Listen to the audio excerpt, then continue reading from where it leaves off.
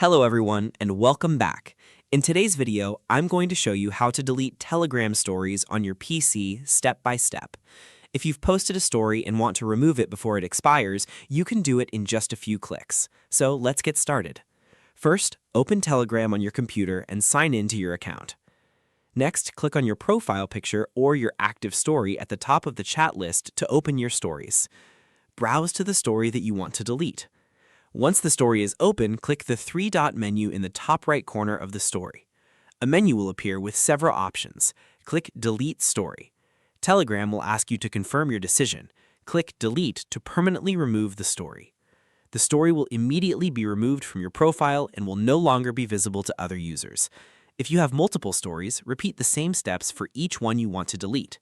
And that's it. You've successfully deleted a Telegram story on your PC.